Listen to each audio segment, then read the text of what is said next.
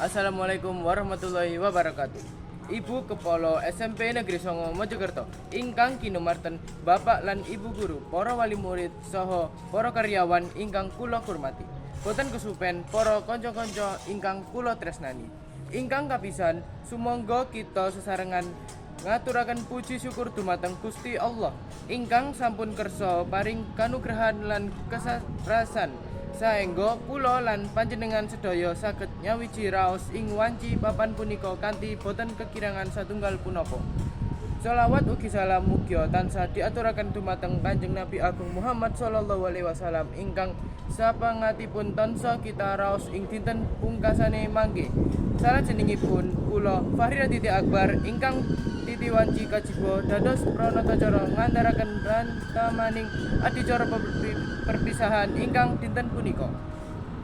Ngenani rantamaning adicara ingkang badhe kelampahan inggih punika: setunggal, atur pambuka; kalih, atur pangandikan saking ketua panitia perpisahan; tiga, pentas seni saking kelas 7 lan kelas 8; sekawan, atur perpisahan saking sesulihipun kelas 9; gangsal, atur pangandikan saking kepala sekolah SMP Negeri Songo Mojokerto; 6, donga panutup.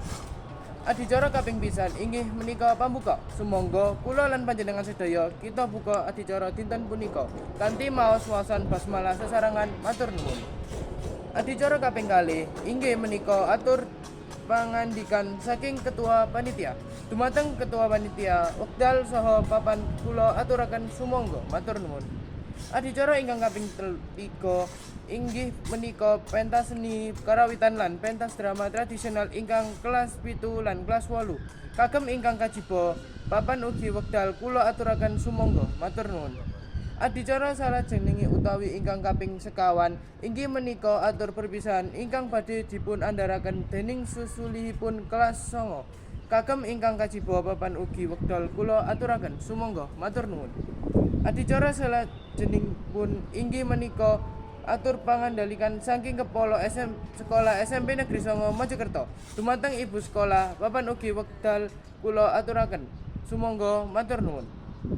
Adicara ingkang pungkasan inggih menika donga serta panutup.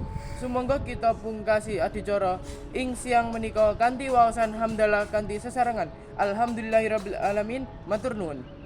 Para rawuh ingkang kinurmatan, kula minangka pranatacara ngaturaken agunging samudra pangkasma dumating para rawuh menawi wonten kirangipun anggen kula matur.